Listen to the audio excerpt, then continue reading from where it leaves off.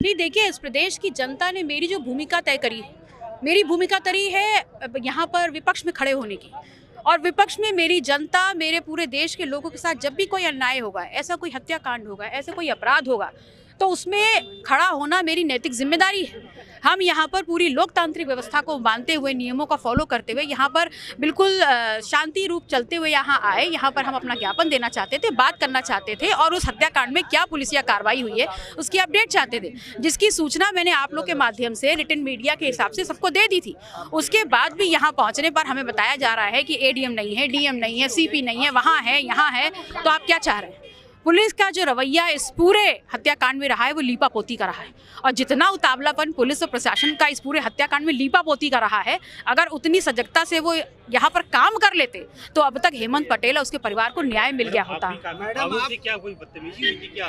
देखिए, हम यहाँ पर 1.5 घंटा बैठे आराम से। हमको बोला गया कि अभी आपने जो बात की हम उस पर आपको बता रहे हैं अपडेट। स्वयं एडीएम ने मुझसे बात की, तो हमने कहा ठीक है, हम शांतिपूर्ण तरीके से यहाँ इंतजार करते हैं। हमको बैठने का कोई स्थान नहीं दिया गया। मैं भी एक जनप्रतिनिधि हूँ, तो एक जनप्रतिनिधि के साथ अगर ये चीज़ हो रही है तो आप सोचिए जनता का इस सरकार में क्या हाल है। 1.5 घंटा हम धूप में बैठे हैं, उसके बाद भी किसी ने पूछा नहीं कि मैडम अभी देर लगेगी, जो भी होगा, कुछ नहीं। जब हमने आगे मूव करना शुरू करा तो बैरिकेडिंग हमको पकड़ा दी गई। तो मैंने कहा अभी मैं शांति से ही जाऊंगी। तो आपने हमारे साथ जो महिला, हमारे जितने कार्यकर्ता थे, उनको धकेल के पीछे गिरा दिया और बोले कि उधर से फेंकेंगे तो उधर जाके गिरोगी। और जब मैं आगे बढ़ रही थी तो पुलिस के एक कर्मचारी ने मुझे गाली दे करके बात करी। तो मैंने ही बोला अब तो मुझे कार्रवाई चाहिए उस पुलिस के व्यक्ति के लिए जिसने मुझे अब्यूज़ किया है।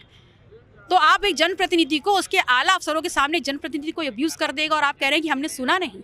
ये मामला आगे बढ़ाएंगी, विधानसभा में उठाएंगी? बिल्कुल बढ़ाऊंगी। ये मेरे सम्मान के साथ जुड़ा हुआ है। मैंने इनको वक्त दिया है कि आप उस व्यक्ति को चिन्हित करिए, उसके खिलाफ कार्रवाई करिए। और अगर कार्रवाई नहीं करेंगे तो यहाँ का पूरे पुलिस प्रशासन और जितने भी सीनियर ऑफिसर्स यहाँ खड़े थे वो सब विधानसभा में नजर आएंगे। मैं छोड़ूंगी किसी को नहीं।